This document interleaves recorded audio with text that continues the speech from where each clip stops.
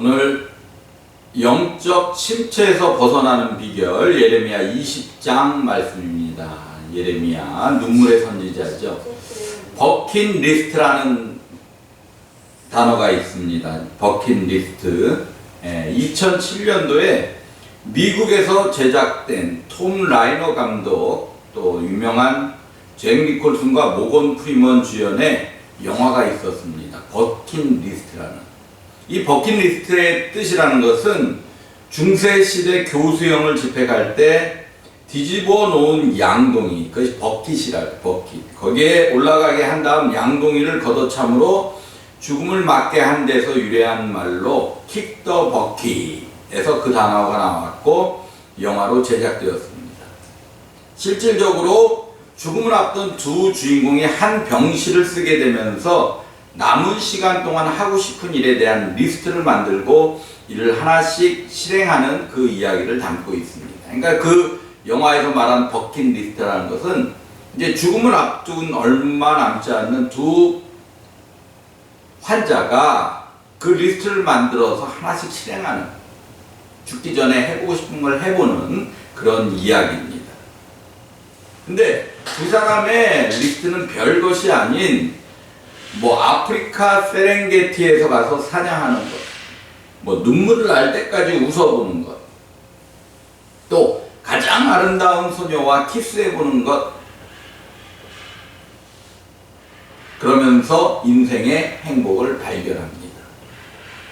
다시 말해서 버킷리스트란 죽기 전에 꼭 해보고 싶은 일과 보고 싶은 것들을 적은 목록이에요. 목록. 배우 중에 김혜자 씨는 버킷리스트 중에 하나를 의심 없는 믿음 갖기 이렇게 적었어요. 가수 노사연 씨는 축복의 통로 되기. 가수 중에 자두라는 사람은 매일 예수님처럼 생각하고 예수님처럼 살기. 물론 다 크리스찬들이니까 그런 버킷리스트를 만들었죠. 미 기독교 저술가 존 맥키버는 세계를 향한 중보기도 하기. 클라리넷 리스트는 하나님의 음성을 단 한 번이라도 직접 듣기. 배우 황인영은 소외된 아이들 돌보기. 탈북자 이성호 씨는 통일되면 고향 바닷가의 지인들과 파티하기. 아주 단순한 것들이죠. 회사원 신모 씨는 선교지에 가서 한국어 가르치기. 또 그 외에 어떤 분들은 나이만큼 성경 통독하기.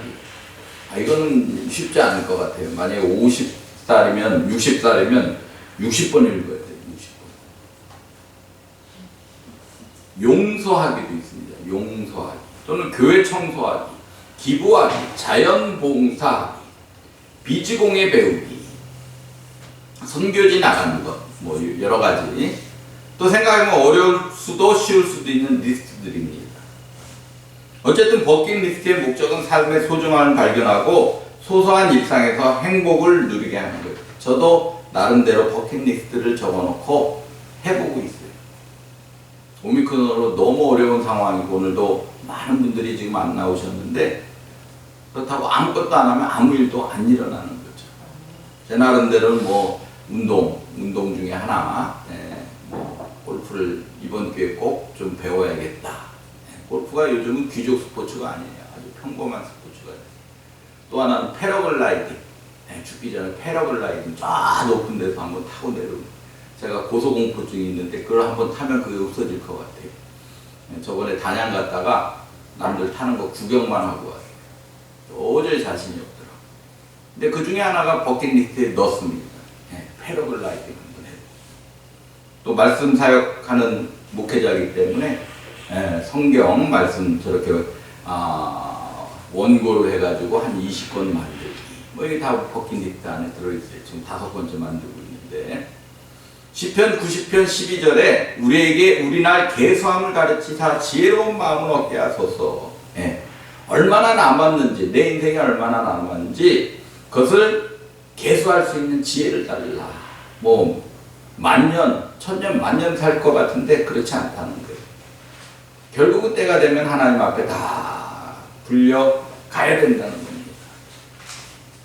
목사 안수 받고 12년째인데 몇 년 했다가 아니라 몇 년 남았다. 거꾸로 계산해 보는 거죠. 그러면 남은 시간들이 소중하고 아깝다는 생각을 해보게 됩니다. 그러니까 쓸데없는 일에 에너지 뺏길 필요 없어요. 남들하고 다투는데, 남들하고 논쟁하는데 에너지를 뺏길 필요가 없다는 거예요. 해야 될 일이 너무 많다는 거예요. 그래서 버킷리스트를 한번 적어보시고, 어쩌면 우리가 인생에서 가장 많이 후회하는 것은 살면서 한 일들이 아니라 하지 않은 일들이 아닐까. 했기 때문에 후회하는 건 별로 없어요. 실패했더라도 한 것에 대한 후회보다 하지 않은 것에 대한 후회들이 많다는 거예요. 그런 의미에서 버킷리스트는 후회하지 않는 삶을 살기 위해 작성하는 리스트라고 할 수 있습니다. 많은 사람들이 자신이 무엇을 원하는지 모른 채 살아가요. 요즘 오미크론으로 너무나도 삶의 현실들이 어려워요.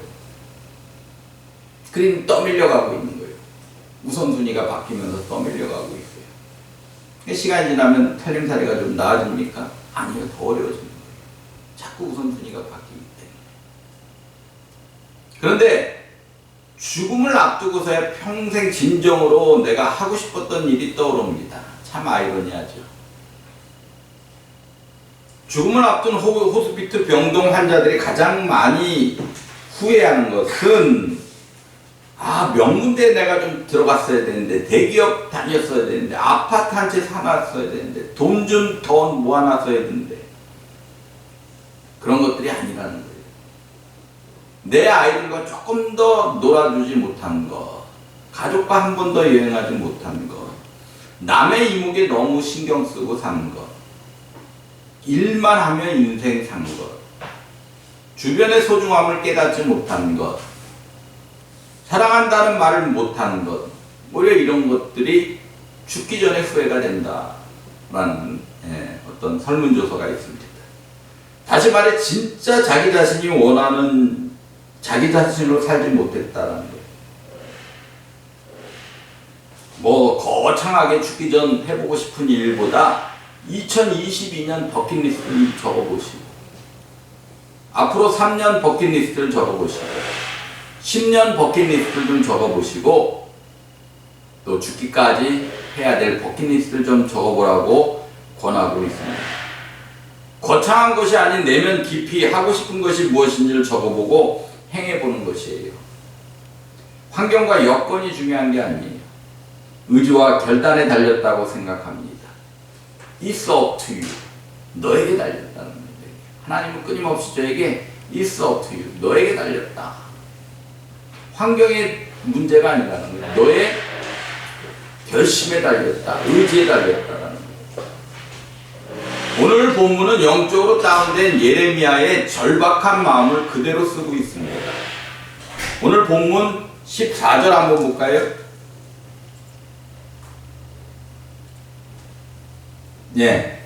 읽어봅니다. 내 생일이 저주받았다면, 나의 어머니가 나를 낳던 날이 복이 없었다면, 15절이요.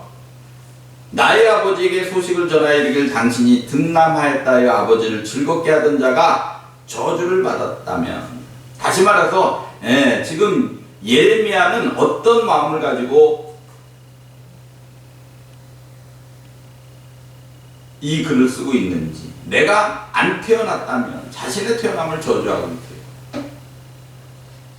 너무너무 환경적으로 어려우니까 내가 태어나지 않았더라면 하는 고백을 하고 있다는 사실이에요. 오늘 18절에 보니까 예레미야가 겪고 있는 지금 고통은 어찌하여 내가 태에서 나와서 고생과 슬픔을 보며 나의 날을 부끄러움으로 보내는고 하니라. 지금 예레미야는 고생하고 있어요. 영어로 트러블이죠. 슬퍼하고 있어요. 서럽다라는 거예요. 또 부끄럽다라는 거예요. 수치당하고 있다는 거예요. 그걸로 인해서 영적으로 디프레이션이 왔다는 거예요. 의기소침하고 있다는 거예요. 우울증이 왔다는 거예요. 요즘 우리가 많이들 겪고 있는 심정일 겁니다. 고생이 많고 서럽고 슬프고 부끄럽고 수치를 당하고 있고,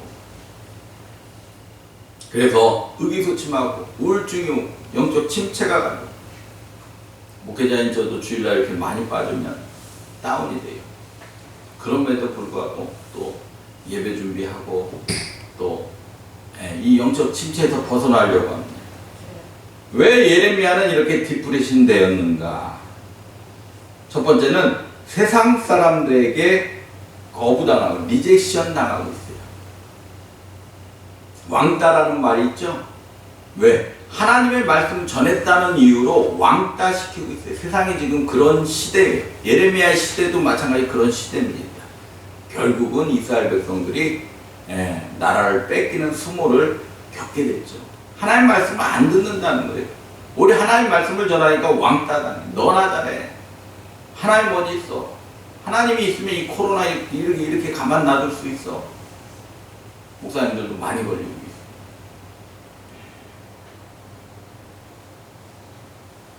이 왕따 참 힘든 거예요. 자살까지 하는. 예레미야는 이스라엘 민족이 멸망당한다, 유다 민족이 적에게 둘러싸인다라고 하나님이 경고하라고 해서 선지자로서 선포합니다. 당신들 멸망당할 거야. 과거에 어느 총리 후보로 올라왔던 분이 일제 강점기를 거친 것도 하나님의 뜻이다. 근데 앞뒤를 다 찌르고 그것만 딱 편집해서 보도를 하니까 완전히 이분이 역사관 때문에 결국은 총리 낙마를 했어요. 후보에서. 그러니까 어쩔 때는 목사가 심판의 말도 해야 되는데 듣기 싫다고 안 하니까. 근데 예레미야는 그걸 전했다는 이유로 당신들 이제 멸망당할 거야. 똑바로 하나님 앞에 돌아오지 않으니 멸망당할 거야. 그 이유로 왕따당하고 있다는 거예요. 하나님이 하라 해서 했는데 고통당하고 있다는 거예요. 어떤 구절입니까? 2절에 보니까 2절 볼까요? 이에 밧소리 선지자 예레미야를 데리고 여호와의 성전에 있는 베냐민 문 위층에 목에 씌우는 나무고랑으로 채워두었더니 밧소, 지금으로 말하면 성전 지키는 자, 경찰의 경찰, 때리고 고랑으로 채워요. 말씀 전했다는 이유로. 앞으로 그런 시대가 올 수도 있을 것 같아요. 말씀 전했다는 이유로 잘못하면 고발당합니다.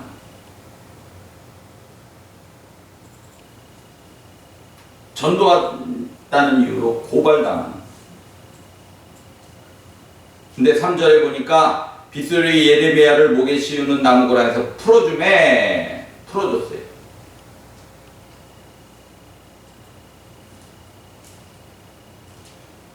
예레미야가 그에게 이르되 여호와께서 내 이름을 밧솔이라 아니하시고 마골 이사밥이라 하시느니라. 밧솔은 평화예요. 마골 미사빗은 사방의 두려움이에요. 이름을 바꿨어요. 이제는 평화가 아니라 사방에 두려움이 올 것이다. 적의 공격을 받을 것이다. 거짓 예언으로 너는 동서남북으로 둘러싸이고 포로되고 두려워질 것이다. 바벨론의 포로로 죽임을 당할 것이다. 예레미야는 어쨌든 세상 사람들에게 거부당하는 걸로 말미암아 디프레션 되고 있습니다.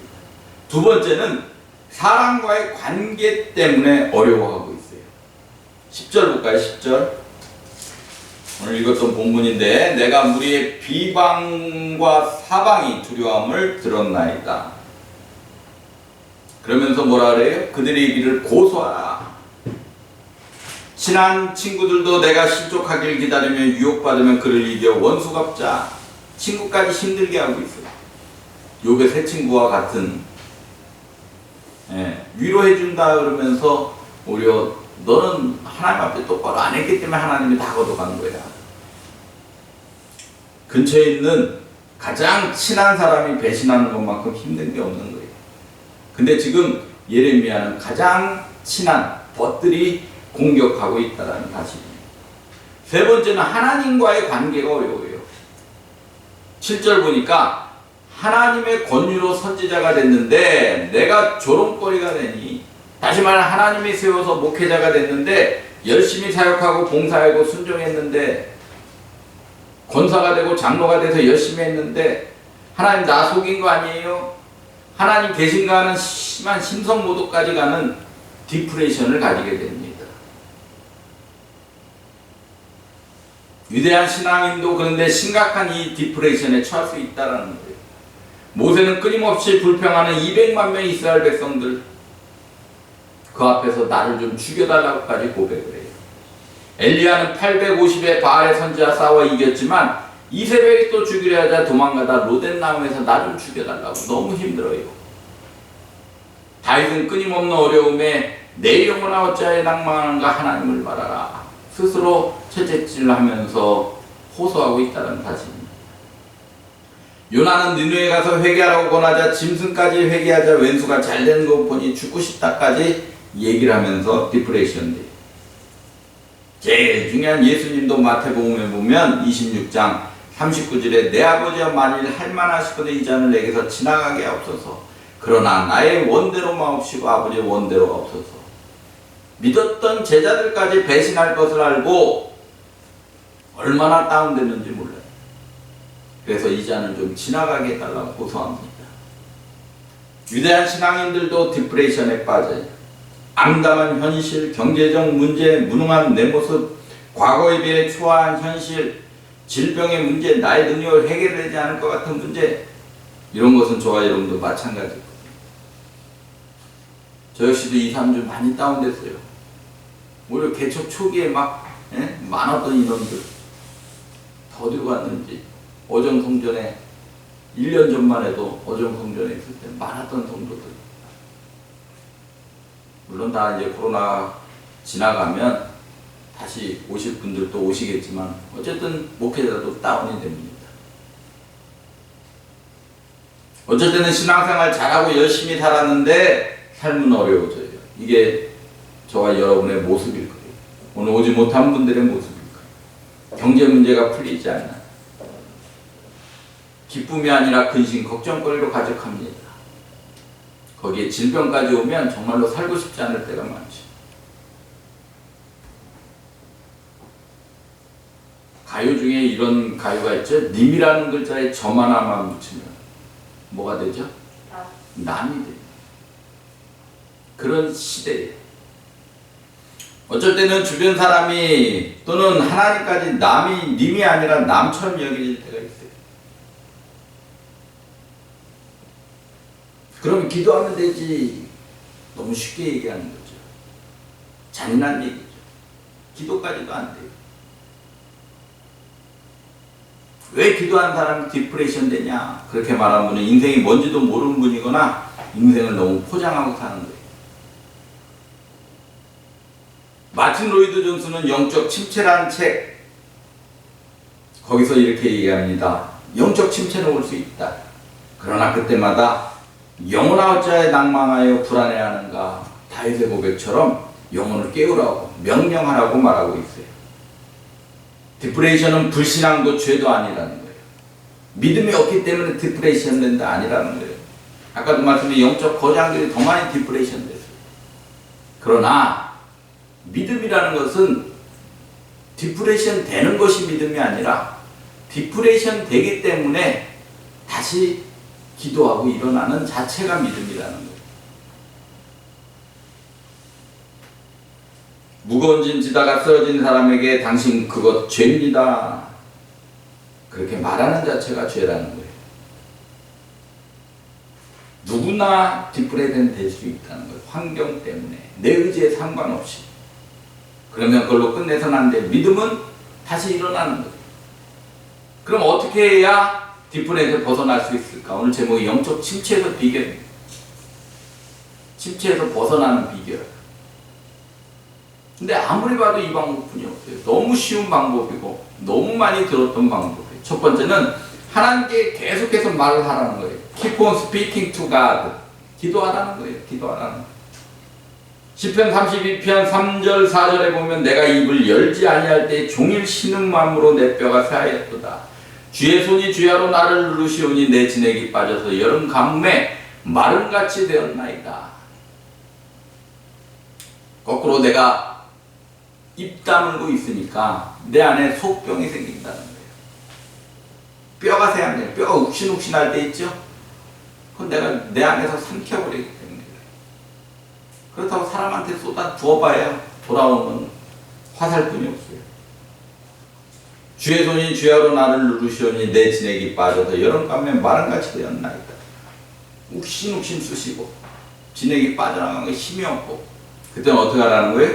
입을 열라는 거예요. 누구에게? 하나님.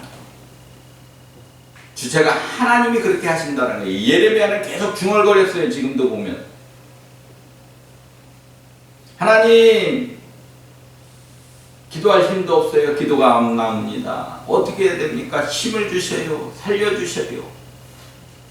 오늘 7절 9절 보니까 예레미야는 내가 조롱당하니 치욕과 모욕당하니 말하지 않으면 나의 마음에 불 붙는 것 같아 골수에 사무치니 답답하여 견딜 수 없나이다. 9절에 고백하고 있어요. 9절 볼까요? 내가 다시는 여호와를 선포하지 아니하며 그의 이름을 말하지 아니하며 전도 안 하겠대. 복음 안 전하겠대. 왜? 너무 공격들을 해대니까. 그렇게 마음 먹으면 나의 마음이 불붙는 것 같아서 골수에 사무치니 답답하게 견딜 수 없나이다. 근데 하나님 가만 놔두지 않아요. 계속 복음 전하라는 거예요. 말하라는 거예요. 이게 사명이죠. 이게 성령의 감동이죠. 죄가 있으면 말해야 돼요. 좌절되면 좌절된다고 낙심된다고 슬프다고 하나님께 입을 벌리고 속마음을 털어놓으시기 바랍니다. 기도할 때 망하지 않아요. 기도할 때 억울한 일이 풀릴 줄 믿습니다. 기도할 때 디프레이션에서 벗어날 줄 믿습니다. 기도할 때 환경이 바뀔 줄 믿습니다. 두 번째는 하나님의 말씀을 계속 들어야 돼. Keep on hearing from God. 구속사 말씀을 연을 또 다시 시작하는 이유. 계속 금요일마다 계속 할 거예요. 끝나면 한 주 정도나 쉬고 또 시작하고 뭐 몇 명이 오든지. 예, 목사님들이 요즘 예배들이 막 중단되니까 답답해서 견딜 수 없다. 막 부르짖어 기도하고 싶은데 그런 환경들이 안 되고 같이 할 사람이 없다라는. 그 영적 침체가 올 때는 말씀을 들어야 돼. 또 선포해야 돼. 가르치는 사람. 그러면 너 억울해도 복수하지 말아라. 복수는 내가 해줄 거다. 그런 기도하지 마라. 내가 동행하니 견뎌라. 하나님의 음성이 들리기 시작합니다. 세 번째는 하나님께 찬양해야 돼. 찬양해야 돼. 오늘 13절에 여호와께 노래하라. 너희는 여호와를 찬양하라. 가난한 자의 생명을 행악자의 손에서 구원하셨음이니라. 앞으로 일어날 일을 미리 선포하고 있어요. 찬양 곡조 있는 기도입니다. 예레미야는 내가 속았습니다 라고 했을 때 내가 언제 네가 선지자가 되어서 편할 거란 말했냐? 너가 목회자가 돼서 편하고 그냥 무조건 부흥될 거라고 내가 언제 얘기했냐? 다 내 착각이었죠. 언제 이 일이 쉬울 거라고 말했냐? 오히려 원수가 너를 칠 것이고 주변이 너를 이해 못할 것이고 그래서 뽑히고 파괴당하고 파멸당하고 그러나 다시 건설되리라. 그래서 그들은 너를 못 이긴다. 이것을 지금 하나님이 예레미야에게 말씀하고 있다는 사실.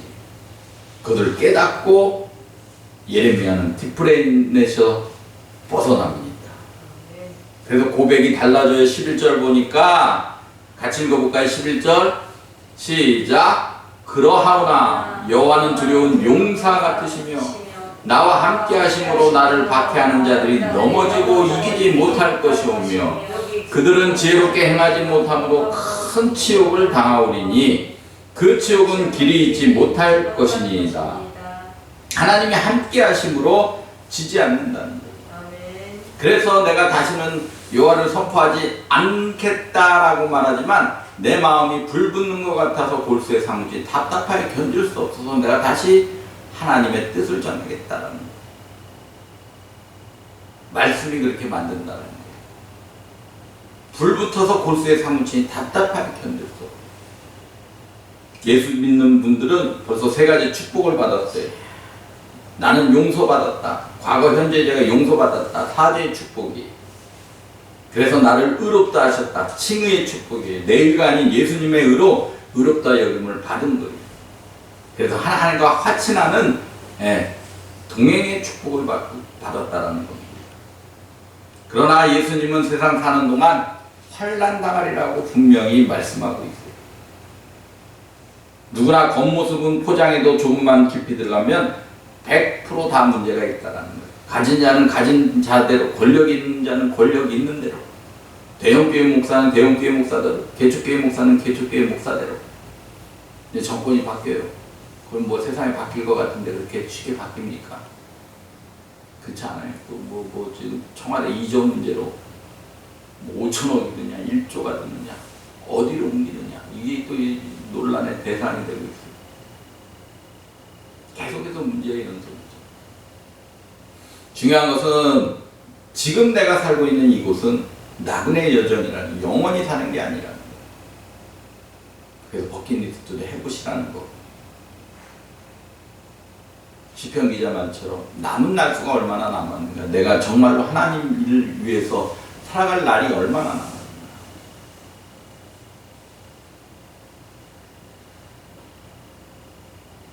뭐 미국도 가보고 러시아도 가보고 선교지로 캄보디아, 몽골 뭐 많은 나라를 갔습니다. 우리나라보다 못 사는 데 가면 불편해요. 그래도 참을 수 있어요. 왜? 오래 있을 게 아니니까. 1, 2주 후면 다시 돌아오니까. 마찬가지예요. 이 땅은 영원한 곳이 아니라는 거예요. 사업 때문에, 자녀 때문에 전도하다 핍박당해도, 사역이 어려워도 주변이 나를 알아주지 않는, 낙심하지 말고 포기하지 말라는 거예요. 내가 너와 동행하겠다. 예레미야의 환경을 바꿔준 것이 아니라 예레미야에게 환난 당해도 내가 동행하시겠다라는 깨달음을 주신 거예요. 예레미야는 눈물의 선지자입니다. 하나님의 심판을 말하면서 얼마나 눈물을 흘렸겠어요. 예레미야가 힘드니 선지자 그만두라 말하지도 않았습니다. 50년 동안 예레미야와 동행하며 환난을 이기게 했습니다. 환난 가운데 하나님께서는 끊임없이 말하고 하나님 말씀을 듣고 영혼을 깨우라고 말씀하십니다. 그래서 시편 42편 5절에 내 영혼아, 내가 어찌하여 낙심하며 어찌하여 내 속에서 불안해하는가. 너는 하나님께 소망둬라. 그가 나타나 도우심으로 말미암아 내가 영원히 찬송하리로다. 영혼에 명령하라는 겁니다. 그래서 영혼이 잘 되기 시작하면 인권과 물권의 축복은 따라오게 돼 있습니다.